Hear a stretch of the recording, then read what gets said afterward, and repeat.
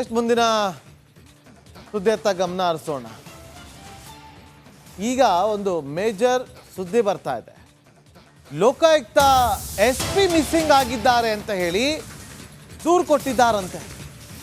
ಅವ್ರನ್ನ ಕಿಡ್ನಾಪ್ ಮಾಡಲಾಗಿದೆ ಅನ್ನುವ ದೂರು ದಾಖಲಾಗಿದೆಯಂತೆ. ಯಾರೋ CM ಕಡೆಯವರೇ ಕಿಡ್ನಾಪ್ ಮಾಡಿರಬಹುದು ಅಂತ ಹೇಳಿ FIR ದಾಖಲು ಮಾಡಿದ್ದಾರೆ. ಸ್ನೇಹಮಯಿ ಕೃಷ್ಣ ಅವರು ಕಿಡಿಕಾರಿದ್ದಾರೆ. ನಾನು ಕರೆ ಮಾಡಿದ್ರು ಕೂಡ SP ಸ್ವೀಕರಿಸ್ತಾ ಇಲ್ಲ.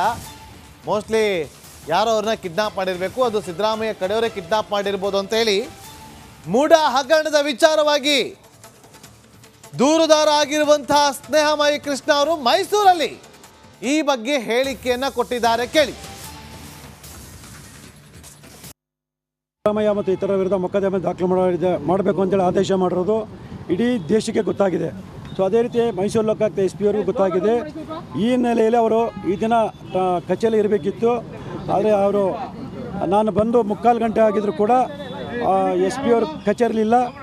ಮತ್ತು ದೂರವಾಣಿ ಸಾಕಷ್ಟು ದೂರವಾಣಿ ಕರೆ ಮಾಡಿದ್ರು ಕೂಡ ಕರೆಯನ್ನು ಸ್ವೀಕಾರ ಮಾಡ್ತಾಯಿಲ್ಲ. ಮತ್ತು SMS ಸಂದೇಶ ಕಳಿಸೋರು ಮತ್ತು ವಾಟ್ಸಪ್ ಮೂಲಕ ಸಂದೇಶ ಕಳಿಸೋರು ಕೂಡ ಯಾವುದೇ ರೀತಿ ಸ್ಪಂದಿಸ್ತಾ ಇಲ್ಲ. ಬಹುಶಃ SP ಅವರು ನಾಪತ್ತೆ ಆಗಿದ್ರು ಅಂತ ನನಗೆ ಯಾಕೋ ಅನುಮಾನ ಬರ್ತಾ ಇದೆ. ಹಾಗಾಗಿ ನಾನು ಅವ್ರ ಮೆಸೇಜ್ ಕೂಡ ಕಳಿಸಿದ್ದೀನಿ. ಮೈಸೂರು ಲೋಕಾಯುಕ್ತ SP ಕಾಣೆ ಆಗಿದ್ದಾರೆ ಅಂತೇಳಿ ನಾನು ಪೊಲೀಸರಿಗೆ ದೂರು ಕೊಡೋದು ಅನಿವಾರ್ಯ ಆಗುತ್ತೆ ಅಂತ ಹೇಳಿದ್ದೀನಿ. ಆದರೂ ಕೂಡ ಅವರು ಸ್ಪಂದಿಸ್ತಿಲ್ಲ. ಸೊ ಇಲ್ಲಿ ಸ್ಪಷ್ಟವಾಗಿ ಗೊತ್ತಾಗುತ್ತೆ ಲೋಕಾಯುಕ್ತ ಕೂಡ ಹೇಗೆ ಸಿದ್ದರಾಮಯ್ಯರ ಪ್ರಭಾವಕ್ಕೊಳಗಾಗಿ ಕೆಲಸ ಮಾಡ್ತಾ ಅನ್ನೋದು ಇಡೀ ದೇಶ ಗಮನಿಸಬೇಕಾಗಿದೆ. ಒಬ್ಬ ದೂರುದಾರ ಬಂದು ದೂರು ಕೊಟ್ಟು ದೂರು ಸ್ವೀಕರಿಸಿ ನ್ಯಾಯಾಲಯದ ಆದೇಶ ಪ್ರಕಾರ ಮೊಕದ್ದಮೆ ದಾಖಲು ಮಾಡಲ್ಲ ನಾಪತ್ತೆ ಆಗ್ತಾರೆ ಅಂತಂದರೆ ಇದರ ಹಿನ್ನೆಲೆ ಏನು ಅನ್ನೋದನ್ನ ರಾಜ್ಯದ ಜನತೆ ಗಮನಿಸಬೇಕಾಗಿದೆ. ನಾನು ಮಧ್ಯಾಹ್ನ 3 ಗಂಟೆವರೆಗೂ SP ಅವರ ಕಚೇರಿಯಲ್ಲೇ ಇರ್ತೀನಿ, ಲೋಕಾಯುಕ್ತ SP ಕಚೇರಿಯಲ್ಲಿ. ಅವರು ಸ್ಪಂದಿಸಲಿಲ್ಲ ಅಂದರೆ ನಾನು ಈ ದಿನ ಸಂಬಂಧಪಟ್ಟ ಪೊಲೀಸ್ ಠಾಣೆಯಲ್ಲಿ ಮೈಸೂರು ಲೋಕಾಯುಕ್ತ SP ನಾಪತ್ತೆ ಆಗಿದ್ದರೆ ಅವ್ರನ್ನ ಪತ್ತೆ ಮಾಡಿಕೊಡಿ ಅಂತೇಳಿ ದೂರರ್ಜಿ ಕೊಡೋದು ಅನಿವಾರ್ಯ ಆಗುತ್ತೆ. ಮತ್ತಷ್ಟು ಮಾಹಿತಿಯನ್ನು ಕೊಡೋದಕ್ಕೆ ನಮ್ಮ ಮೈಸೂರು ಪ್ರತಿನಿಧಿ ವಿನೋದ್ ಈಗ ನೇರ ಸಂಪರ್ಕದಲ್ಲಿದ್ದಾರೆ. ವಿನೋದ್, ಈಗ ಸ್ನೇಹಮಯಿ ಕೃಷ್ಣ ಅವರು ದೂರನ್ನು ಕೊಡೋದಕ್ಕೆ ಆರೋಪವನ್ನು ಗಂಭೀರವಾದಂಥ ಆರೋಪವನ್ನು ಮಾಡಿದ್ದಾರೆ. ಅಂತಿಂಥ ಆರೋಪ ಅಲ್ಲ, ಫೋನ್ ಮಾಡಿದ್ರು ಕೂಡ ಪಿಕ್ ಮಾಡ್ತಾ ಇಲ್ಲ ಅಂತೇಳಿ. ಹೌದಾ, ಲೋಕಾಯುಕ್ತ SP ಅವರು ಕಾಣೆ ಆಗಿದ್ದಾರಾ, ಕಿಡ್ನಾಪ್ ಆಗಿದ್ದಾರಾ?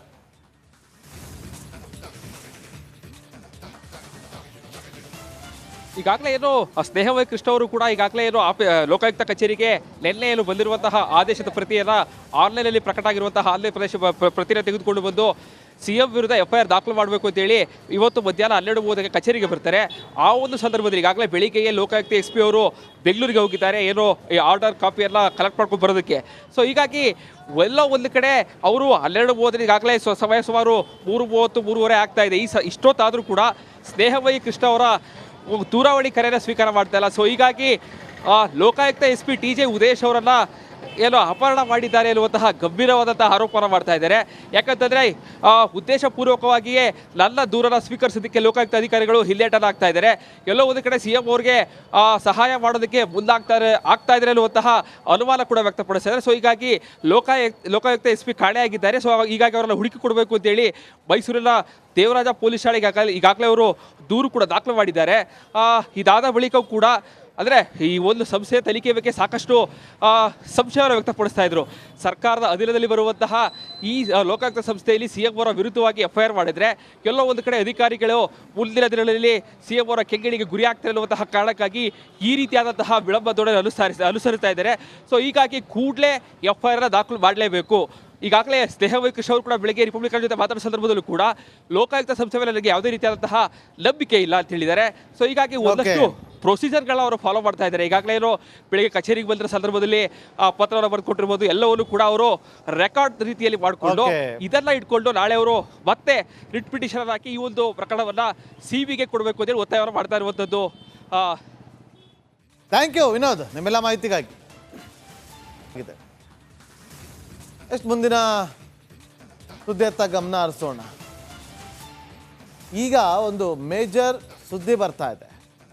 ಲೋಕಾಯುಕ್ತ SP ಮಿಸ್ಸಿಂಗ್ ಆಗಿದ್ದಾರೆ ಅಂತ ಹೇಳಿ ದೂರು ಕೊಟ್ಟಿದ್ದಾರಂತೆ. ಅವ್ರನ್ನ ಕಿಡ್ನಾಪ್ ಮಾಡಲಾಗಿದೆ ಅನ್ನುವ ದೂರು ದಾಖಲಾಗಿದೆಯಂತೆ. ಯಾರೋ CM ಕಡೆಯವರೇ ಕಿಡ್ನಾಪ್ ಮಾಡಿರಬಹುದು ಅಂತ ಹೇಳಿ FIR ದಾಖಲು ಮಾಡಿದ್ದಾರೆ. ಸ್ನೇಹಮಯಿ ಕೃಷ್ಣ ಅವರು ಕಿಡಿಕಾರಿದ್ದಾರೆ. ನಾನು ಕರೆ ಮಾಡಿದ್ರು ಕೂಡ SP ಸ್ವೀಕರಿಸ್ತಾ ಇಲ್ಲ. ಮೋಸ್ಟ್ಲಿ ಯಾರೋ ಅವ್ರನ್ನ ಕಿಡ್ನಾಪ್ ಮಾಡಿರಬೇಕು, ಅದು ಸಿದ್ದರಾಮಯ್ಯ ಕಡೆಯವರೇ ಕಿಡ್ನಾಪ್ ಮಾಡಿರ್ಬೋದು ಅಂತ ಹೇಳಿ ಮೂಡ ಹಗರಣದ ವಿಚಾರವಾಗಿ ದೂರುದಾರ ಆಗಿರುವಂತಹ ಸ್ನೇಹಮಯಿ ಕೃಷ್ಣ ಅವರು ಮೈಸೂರಲ್ಲಿ ಈ ಬಗ್ಗೆ ಹೇಳಿಕೆಯನ್ನ ಕೊಟ್ಟಿದ್ದಾರೆ. ಕೇಳಿ. ಸಿದ್ದರಾಮಯ್ಯ ಮತ್ತು ಇತರ ವಿರುದ್ಧ ಮೊಕದ್ದಮೆ ದಾಖಲು ಮಾಡಬೇಕು ಅಂತೇಳಿ ಆದೇಶ ಮಾಡಿರೋದು ಇಡೀ ದೇಶಕ್ಕೆ ಗೊತ್ತಾಗಿದೆ. ಸೊ ಅದೇ ರೀತಿ ಮೈಸೂರು ಲೋಕಾಯುಕ್ತ ಎಸ್ ಪಿ ಅವ್ರಿಗೂ ಗೊತ್ತಾಗಿದೆ. ಈ ಹಿನ್ನೆಲೆಯಲ್ಲಿ ಅವರು ಈ ದಿನ ಕಚೇರಿ ಇರಬೇಕಿತ್ತು. ಆದರೆ ಅವರು ನಾನು ಬಂದು 3/4 ಗಂಟೆ ಆಗಿದ್ರು ಕೂಡ ಎಸ್ ಪಿ ಅವ್ರ ಕಚೇರಿಲಿಲ್ಲ. ಮತ್ತು ದೂರವಾಣಿ ಸಾಕಷ್ಟು ದೂರವಾಣಿ ಕರೆ ಮಾಡಿದ್ರು ಕೂಡ ಕರೆಯನ್ನು ಸ್ವೀಕಾರ ಮಾಡ್ತಾಯಿಲ್ಲ. ಮತ್ತು SMS ಸಂದೇಶ ಕಳಿಸೋರು ಮತ್ತು ವಾಟ್ಸಪ್ ಮೂಲಕ ಸಂದೇಶ ಕಳಿಸೋರು ಕೂಡ ಯಾವುದೇ ರೀತಿ ಸ್ಪಂದಿಸ್ತಾ ಇಲ್ಲ. ಬಹುಶಃ ಎಸ್ ಪಿ ಅವರು ನಾಪತ್ತೆ ಆಗಿದ್ರು ಅಂತ ನನಗೆ ಯಾಕೋ ಅನುಮಾನ ಬರ್ತಾ ಇದೆ. ಹಾಗಾಗಿ ನಾನು ಅವ್ರ ಮೆಸೇಜ್ ಕೂಡ ಕಳಿಸಿದ್ದೀನಿ. ಮೈಸೂರು ಲೋಕಾಯುಕ್ತ ಎಸ್ ಪಿ ಕಾಣೆ ಆಗಿದ್ದಾರೆ ಅಂತೇಳಿ ನಾನು ಪೊಲೀಸರು ದೂರ ಕೊಡೋದು ಅನಿವಾರ್ಯ ಆಗುತ್ತೆ ಅಂತ ಹೇಳಿದ್ದೀನಿ. ಆದರೂ ಕೂಡ ಅವರು ಸ್ಪಂದಿಸ್ತಿಲ್ಲ. ಸೊ ಇಲ್ಲಿ ಸ್ಪಷ್ಟವಾಗಿ ಗೊತ್ತಾಗುತ್ತೆ ಲೋಕಾಯುಕ್ತ ಕೂಡ ಹೇಗೆ ಸಿದ್ದರಾಮಯ್ಯರ ಪ್ರಭಾವಕ್ಕೊಳಗಾಗಿ ಕೆಲಸ ಮಾಡ್ತಾ ಅನ್ನೋದು ಇಡೀ ದೇಶ ಗಮನಿಸಬೇಕಾಗಿದೆ.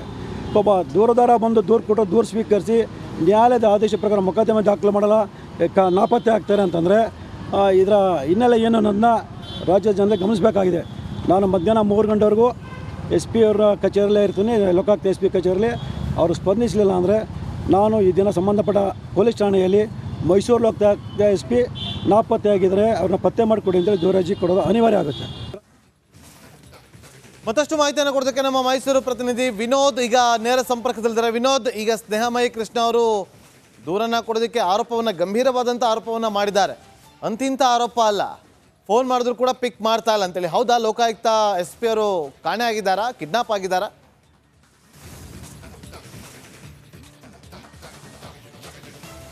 ಈಗಾಗಲೇ ಏನು ಸ್ನೇಹಮಯಿ ಕೃಷ್ಣ ಅವರು ಕೂಡ ಈಗಾಗಲೇ ಏನು ಲೋಕಾಯುಕ್ತ ಕಚೇರಿಗೆ ನಿನ್ನೆ ಏನು ಬಂದಿರುವಂತಹ ಆದೇಶದ ಪ್ರತಿಯನ್ನು ಆನ್ಲೈನಲ್ಲಿ ಪ್ರಕಟ ಆಗಿರುವಂತಹ ಆನ್ಲೈನ್ ಪ್ರತಿನ ತೆಗೆದುಕೊಂಡು ಬಂದು CM ವಿರುದ್ಧ FIR ದಾಖಲು ಮಾಡಬೇಕು ಅಂತೇಳಿ ಇವತ್ತು ಮಧ್ಯಾಹ್ನ 12:30ಕ್ಕೆ ಕಚೇರಿಗೆ ಬರ್ತಾರೆ. ಆ ಒಂದು ಸಂದರ್ಭದಲ್ಲಿ ಈಗಾಗಲೇ ಬೆಳಿಗ್ಗೆಯೇ ಲೋಕಾಯುಕ್ತ SP ಅವರು ಬೆಂಗಳೂರಿಗೆ ಹೋಗಿದ್ದಾರೆ, ಏನೋ ಈ ಆರ್ಡರ್ ಕಾಪಿಯೆಲ್ಲ ಕಲೆಕ್ಟ್ ಮಾಡ್ಕೊಂಡು ಬರೋದಕ್ಕೆ. ಸೊ ಹೀಗಾಗಿ ಎಲ್ಲೋ ಒಂದು ಕಡೆ ಅವರು 12:30 ಈಗಾಗಲೇ ಸಮಯ ಸುಮಾರು 3:30, 3:15 ಆಗ್ತಾ ಇದೆ. ಇಷ್ಟೊತ್ತಾದರೂ ಕೂಡ ಸ್ನೇಹಮಯಿ ಕೃಷ್ಣ ಅವರ ದೂರವಾಣಿ ಕರೆಯನ್ನು ಸ್ವೀಕಾರ ಮಾಡ್ತಾ ಇಲ್ಲ. ಸೊ ಹೀಗಾಗಿ ಲೋಕಾಯುಕ್ತ SP TJ ಉದೇಶ್ ಅವರನ್ನು ಏನೋ ಅಪಹರಣ ಮಾಡಿದ್ದಾರೆ ಎನ್ನುವಂತಹ ಗಂಭೀರವಾದಂತಹ ಆರೋಪನ ಮಾಡ್ತಾ ಇದ್ದಾರೆ. ಯಾಕಂತಂದರೆ ಉದ್ದೇಶಪೂರ್ವಕವಾಗಿಯೇ ನನ್ನ ದೂರನ ಸ್ವೀಕರಿಸೋದಕ್ಕೆ ಲೋಕಾಯುಕ್ತ ಅಧಿಕಾರಿಗಳು ಹಿಲ್ಲೇಟನ್ನು ಆಗ್ತಾ ಇದ್ದಾರೆ. ಎಲ್ಲೋ ಒಂದು ಕಡೆ CM ಅವ್ರಿಗೆ ಸಹಾಯ ಮಾಡೋದಕ್ಕೆ ಆಗ್ತಾ ಇದ್ದಾರೆ ಅನ್ನುವಂತಹ ಅನುಮಾನ ಕೂಡ ವ್ಯಕ್ತಪಡಿಸ್ತಾ ಇದ್ದಾರೆ. ಸೊ ಹೀಗಾಗಿ ಲೋಕಾಯುಕ್ತ SP ಕಾಣೆ ಆಗಿದ್ದಾರೆ. ಸೊ ಹೀಗಾಗಿ ಅವರನ್ನು ಹುಡುಕಿ ಕೊಡಬೇಕು ಅಂತೇಳಿ ಮೈಸೂರಿನ ದೇವರಾಜ ಪೊಲೀಸ್ ಠಾಣೆಗೆ ಈಗಾಗಲೇ ಅವರು ದೂರು ಕೂಡ ದಾಖಲು ಮಾಡಿದ್ದಾರೆ. ಇದಾದ ಬಳಿಕ ಕೂಡ ಅಂದರೆ ಈ ಒಂದು ಸಂಸ್ಥೆಯ ತನಿಖೆ ಬಗ್ಗೆ ಸಾಕಷ್ಟು ಸಂಶಯವನ್ನು ವ್ಯಕ್ತಪಡಿಸ್ತಾ ಇದ್ರು. ಸರ್ಕಾರದ ಅಧೀನದಲ್ಲಿ ಬರುವಂತಹ ಈ ಲೋಕಾಯುಕ್ತ ಸಂಸ್ಥೆಯಲ್ಲಿ CM ಅವರ ವಿರುದ್ಧವಾಗಿ FIR ಮಾಡಿದರೆ ಎಲ್ಲೋ ಒಂದು ಕಡೆ ಅಧಿಕಾರಿಗಳು ಮುಂದಿನ ದಿನಗಳಲ್ಲಿ CM ಅವರ ಕೆಂಗಣಿಗೆ ಗುರಿ ಆಗ್ತಾರೆ ಅನ್ನುವಂತಹ ಕಾರಣಕ್ಕಾಗಿ ಈ ರೀತಿಯಾದಂತಹ ವಿಳಂಬ ಧೋರಣೆ ಅನುಸರಿಸ್ತಾ ಇದ್ದಾರೆ. ಸೊ ಹೀಗಾಗಿ ಕೂಡಲೇ FIR ದಾಖಲು ಮಾಡಲೇಬೇಕು. ಈಗಾಗಲೇ ಸ್ನೇಹಮಯಿ ಕೃಷ್ಣ ಅವರು ಕೂಡ ಬೆಳಗ್ಗೆ ರಿಪಬ್ಲಿಕನ್ ಜೊತೆ ಮಾತಾಡೋ ಸಂದರ್ಭದಲ್ಲೂ ಕೂಡ ಲೋಕಾಯುಕ್ತ ಸಂಸ್ಥೆ ಮೇಲೆ ನನಗೆ ಯಾವುದೇ ರೀತಿಯಾದಂತಹ ನಂಬಿಕೆ ಇಲ್ಲ ಅಂತ ಹೇಳಿದ್ದಾರೆ. ಸೊ ಹೀಗಾಗಿ ಒಂದಷ್ಟು ಪ್ರೊಸೀಜರ್ಗಳನ್ನ ಅವರು ಫಾಲೋ ಮಾಡ್ತಾ ಇದ್ದಾರೆ. ಈಗಾಗಲೇ ಏನೋ ಬೆಳಗ್ಗೆ ಕಚೇರಿಗೆ ಬಂದಿರೋ ಸಂದರ್ಭದಲ್ಲಿ ಪತ್ರವನ್ನು ಬರ್ಕೊಟ್ಟಿರ್ಬೋದು, ಎಲ್ಲವನ್ನು ಕೂಡ ಅವರು ರೆಕಾರ್ಡ್ ರೀತಿಯಲ್ಲಿ ಮಾಡಿಕೊಂಡು ಇದನ್ನ ಇಟ್ಕೊಂಡು ನಾಳೆ ಅವರು ಮತ್ತೆ ರಿಟ್ ಪಿಟಿಷನ್ ಹಾಕಿ ಈ ಒಂದು ಪ್ರಕರಣವನ್ನು CBಗೆ ಕೊಡಬೇಕು ಅಂತೇಳಿ ಒತ್ತಾಯವನ್ನು ಮಾಡ್ತಾ ಇರುವಂಥದ್ದು. ಥ್ಯಾಂಕ್ ಯು ವಿನೋದ್, ನಿಮ್ಮೆಲ್ಲ ಮಾಹಿತಿಗಾಗಿ.